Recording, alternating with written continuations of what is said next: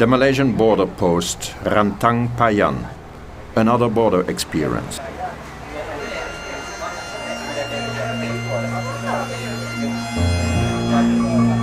Malaysia is a new country on my global train journey through 6 continents.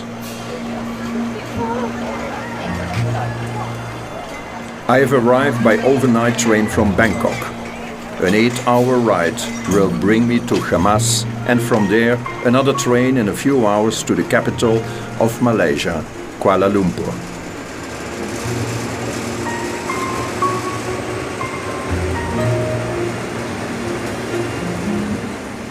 It's early in the morning yet, a good time to look around.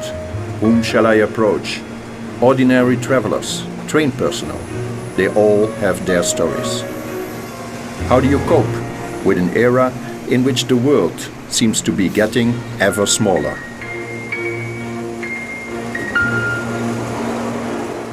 I've heard a lot of good things about Malaysia, a country that's called the Islamic Tiger because of its lightning-fast development. A melting pot of cultures and religions, Malay, Chinese, Javanese, and Indian people, Muslims, Christians, Buddhists, and Hindus. Together, they form the multicolored and multi-religious Malaysia. In the train, I hope to meet all of them. The train as an ideal meeting place, a casual meeting or an emotional one. And again, I ask everyone for their hopes, triumphs, and disappointments. Saya rasa elok macam sebab kita bila bangsa kita sehaluan, sepahaman. Jadi itu yang tak ada perang dunia, tak ada nak bom sana, bom sini. Itu sajalah yang baik di Malaysia. Saya berkawan berbilang kaum. India ada, China ada, macam-macam lah. Indonesia pun ada, Vietnam pun ada. So dia di tempat kerja saya dia sekelompok. Walaupun lain-lain bangsa lah, macam Bangladesh pun ada. So boleh lah, lagipun tak ada masalah lah kalau semua sepahaman lah. So bukan Melayu betul lah, tapi memang campur, memang beragama Islam lah. So campuran saya dengan yang berbangsa lain pun agak sama, tak ada bezanya. Cuma agama lah lain-lain. So kadang-kadang kalau saya bercampur pun, terutama dengan India lah. Kalau bercampur dengan India, orang lain memang tak katakan saya ni Melayu. Saya masih belum kahwin lagi, masih solo lagi lah. Okay. Macam, yelah sekarang umur saya pun dah 25. Tengah cari lah sekarang ni, tengah cari yang sesuai lah. Saya kalau boleh nak calon suami saya tu, tak kira lah berbangsa apa pun. Tapi kalau tak kira bangsa apa pun, sebab saya Islam. Kalau kahwin dengan saya pun, semuanya meluk Islam lah. Yang saya carikan calon suami, dia penyayang, rajin bekerja. So apa ni, dia buat beragama lah. Jadi sebab kalau boleh nak cari Muslim jugalah. Tapi kalau ada jodoh nak buat macam mana kan? Kalau dapat macam ni ke Pak Saleh, okey lah. Kalau ada kosong lagi.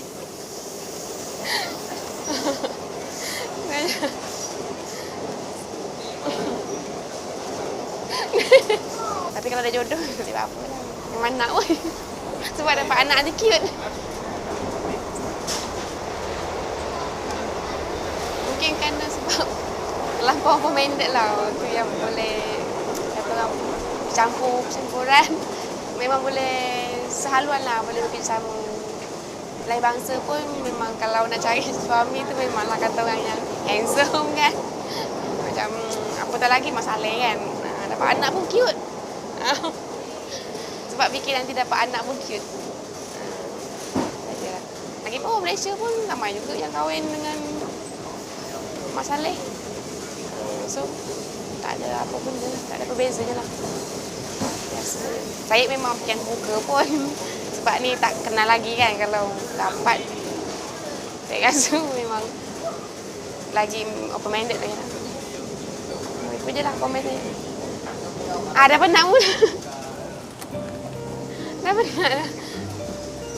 Saya pun nak sampai dah stesen. A marriage proposal, a divorce, happiness or problems in love. Good reasons to go and see Echong Manora. He is a respected bono, the Malaysian word for medicine man or herb doctor. He is specialized in love matters, and from all over Malaysia, people come to see him, to discuss their relation problems. Me as well. He's a Buddhist himself, but that doesn't mean that only Buddhists come to see him. Buddhists, Hindus, Christians or Muslims.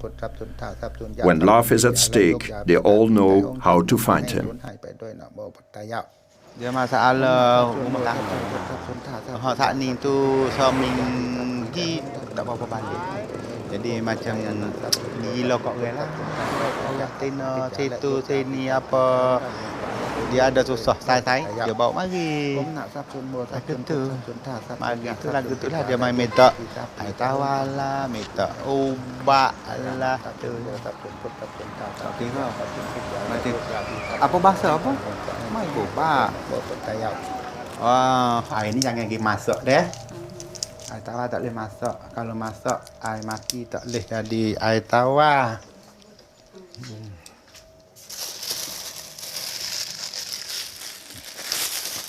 Kita minum ke apa lah? Apa kan? Boleh ke tak apa?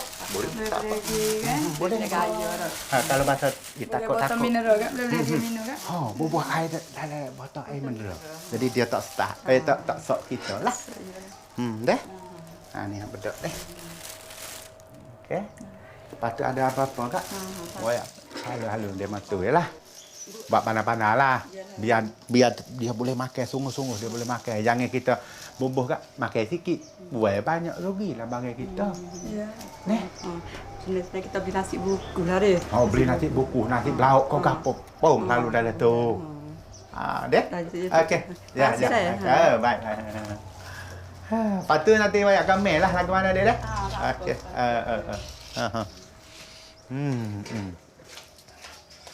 Sampai kalau pulang tu cantik kau dapat macam itu. Bini kita katalah gila kau orang. Tak seka kita tok laki ni, tak seka klik rumah lah kak. Sini pun ada juga macam orang di bandar-bandar, ada banyak dia. Pola biar lama kadang-kadang mari cai rata baru berjumpa sini. Cai nama abang, cai ni lama telefon. Supaya tak dilah kadang-kadang. Hello abang. Kena buat ubat lah. Ubat ubi ke ubat dia saat ni. Ubat ubi ke dia, ubat tu. Lepas tu ubi ke laki dia makan. Tu saat ni tu buat tu bukan untuk dia kasih ke bini tu. Pasal bini dia tak laki dia sayang dengan bini dia tadi tu. Lepas tu kat kita kena cari ubat ni. Tapi jangan betul laki dia tahu lah. Dia tak boleh laki tahu. Bini dia laki makan. Dia boleh cerai dengan mudah-mudah dengan bini dia muda. Kita boleh makan untuk kalau comel pun kalau boleh makan ubat beci dia kena beci. Hak nak hak lagu tu kena buat dua. Satu makan untuk beci dengan hak tina tu. Satu makan untuk ngasih dengan bini zat ni. Kalau bini zat ni tua pun tak apa. Kalau hak nu comel pun meta ya. Ubat tak boleh main kena. Macam ni lah. Kalau dia tu dah bini dia tu comel. Tapi lala ni main gila kat orang uduh lah. Mulut pun tu. Tapi dia gila. Kena. Tanya dia nak terah kau. Dia bomo dia bukan 100% kita tahu. Tetapi kalau 100 kita boleh tahu sekat 80. Boleh. Kalau kita kata 100%. Lawak tu. Kita dah Tuhan dah. Kalau Tuhan tu mati. Kita tidak Tuhan. Kita baca. Tetapi tak berapa silap lah kalau kita baca. kita cek. Itulah tebak. Echong Manorat has 2 wives who both live with him, each in their own apartment. Echong Manora.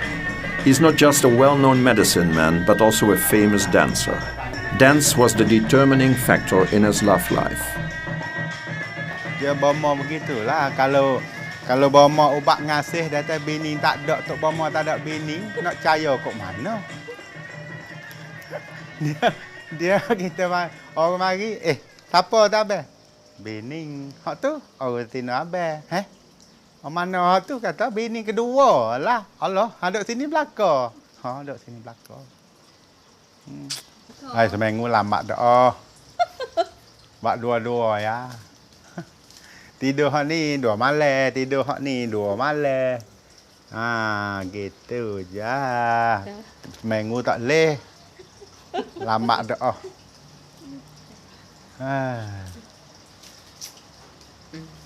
Apa lagi?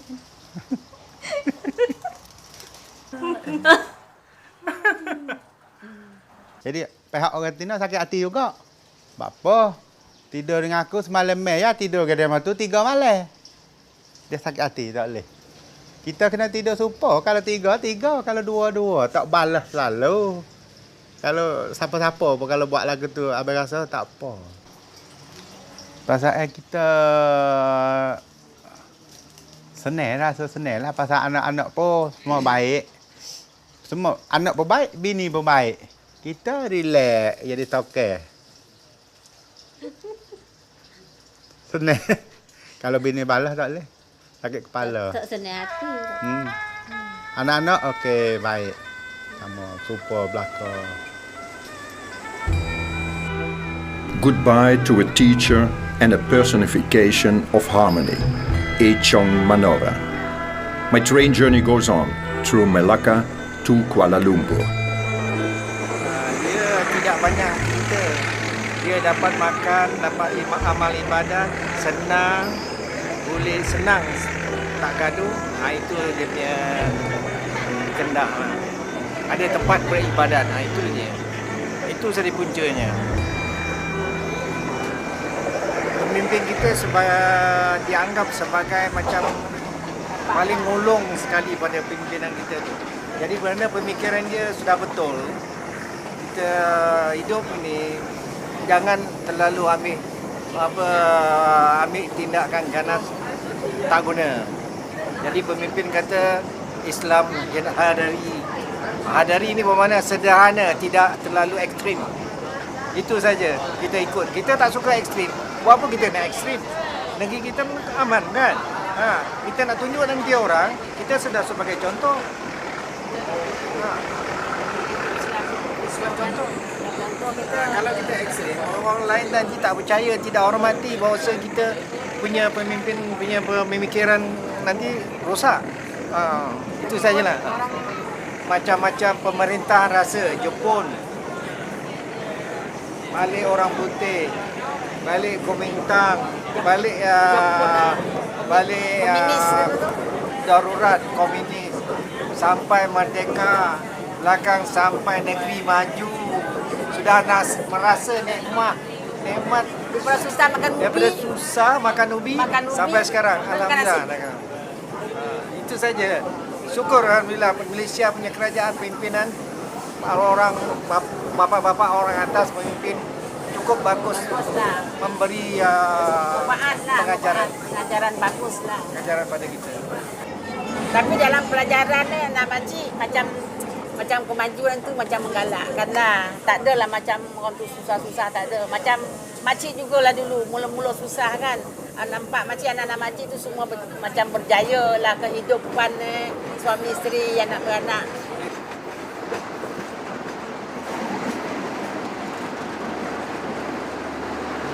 Elok sanjung orang, sayang orang. Macam tu lah macam doa hari-hari macam tu lah. Dia hormat orang tua hormat walaupun tak kira bangsa. Dia tua tu sama hati dia macam mak juga. Dia jadi mak orang juga.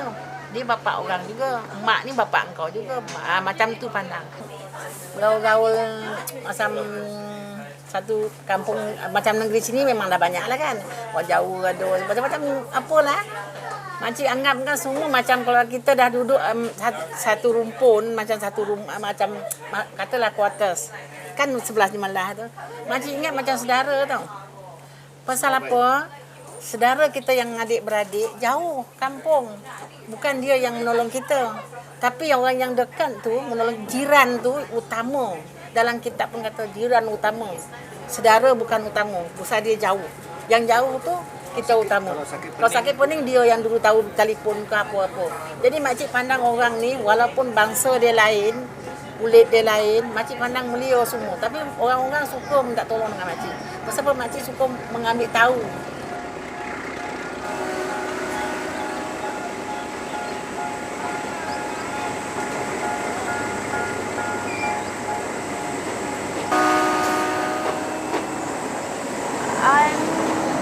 Sri Lankan, and my family has been in Malaysia for many generations, and we really don't know who came here first. As far as I can remember, my family has been here for a really, really long time. Because a lot of Sri Lankans came to Malaysia to work with the British as clerks. So my family, they came here to work with the British, and that is why I can't speak my own language, because we've always spoken English from generation to generation, and that's basically become like my first language right now. When I was in school, I never felt like I was an Indian, and my Chinese friends never felt like they were Chinese. We just felt like another kid in school. No one was racist at all. All of us actually worked together. If we didn't have this peace and harmony, we wouldn't be able to get anywhere economically, socially, because I mean, when we work together, we treat everyone as our equal. The integration among races is our key, is the formula to economical, social and political growth, in Malaysia,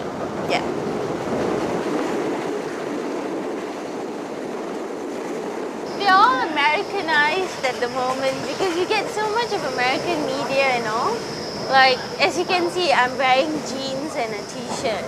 That's not my traditional costume. We all wear saris or Punjabi suits. But the thing is, it doesn't matter what you're wearing, it's what you are inside. And I have many Asian values that I still hold on to because of what's been taught to me since I was a really small kid.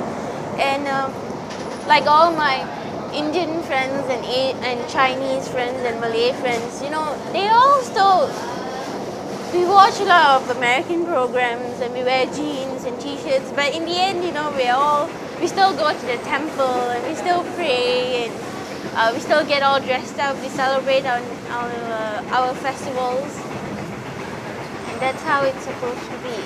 If not, if everyone in the world was the same, if we all became Americanized and we all held on to their values, it would be a really boring place to live in. Proud of your own culture, a strong sense of identity, and always a smile for others. It is infectious to be different and yet together. I arrive in Cyberjaya, the ultra-modern town which has been projected to be the technological center of Malaysia, a symbol of progress.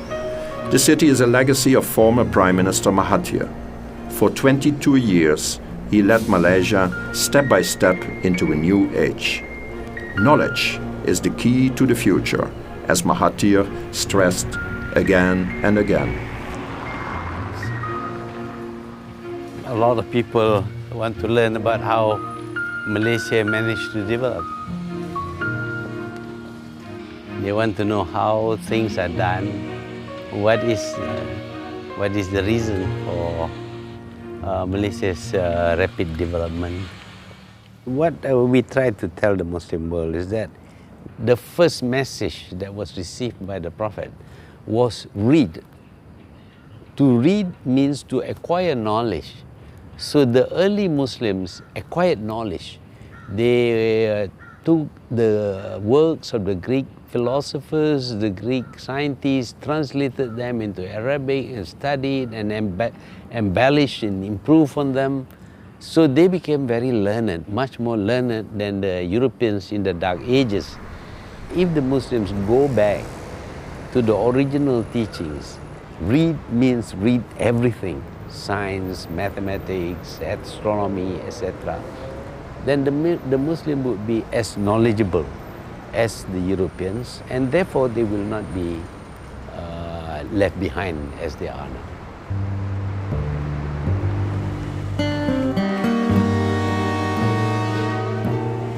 The days when Malaysia could be called underdeveloped belong definitively to the past. The central station of Kuala Lumpur is ultra-modern, just like its international airport. And Mahathir is regarded by everybody as the architect of all this progress.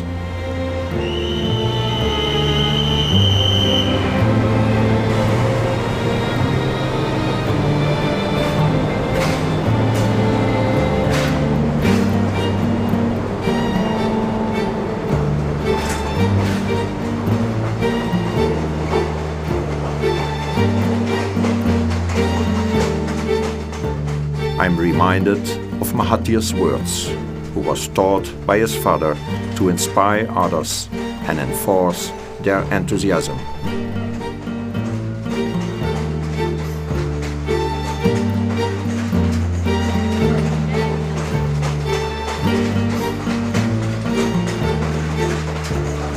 Soalan penting ilmu. So macam patut diteruskan, memang wajar lah apa yang macam Dr. Mahathir kan selalu macam dia buka dasar pandang timur semua kan, macam MSc. Sekarang kita tengok macam serasanya kita tak perlulah nak ikut tiru-tiru sangat orang barat. So apa, kita tak ada, kalau kita tiru orang barat, so tak ada originality daripada situ kan. So kita cuma ambil apa yang perlu daripada orang barat dan kita ambil dan kita ubah sendirilah ikut kita punya acuan, ikut Malaysia punya acuan.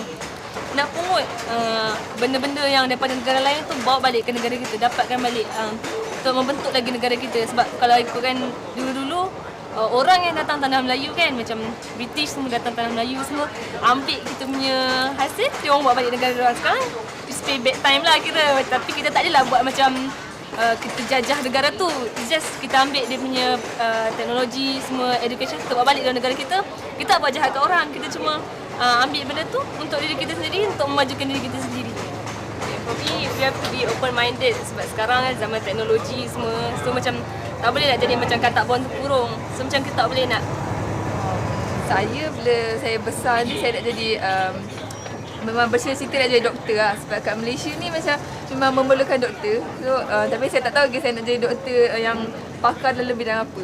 So saya nak macam rasa tak belajar sekat jalan kot, tak nak kahwin dulu. Lepas tu susah sikit, ada responsible semua. Lepas tu saya nak belajar. Dalam Islam pun dia suruh kita kalau dah jadi isteri orang, kita macam kena taat pada suami. Kalau kita macam taat pada suami ni macam jadi tiket untuk ke syurga, macam tu.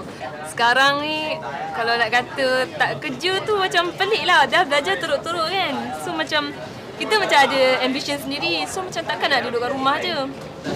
Dia bukan macam mentaliti orang dulu kan. Macam orang dulu kalau lelaki kerja, kalau perempuan ni macam dia orang macam apa, underestimate woman right, macam diskriminasi sikit, macam woman ni weak, tak boleh nak buat kerja. Tapi sekarang cuba kita tengok, kalau tak ada tapi untuk memajukan diri ni kena ada determination yang kuat lah, kena ada will power tu memang kena kuat. Sebab macam kalau tak, hangat-hangat tai ayam je, buat apa kan, macam tak jadi juga. So macam itulah semua orang dalam negara Malaysia ni, of course kena majukan diri masing-masing. Kalau diri kita sendiri tak maju, negara kita tak akan maju. Sebab kita ni yang menjadi tonggak negara untuk majukan negara.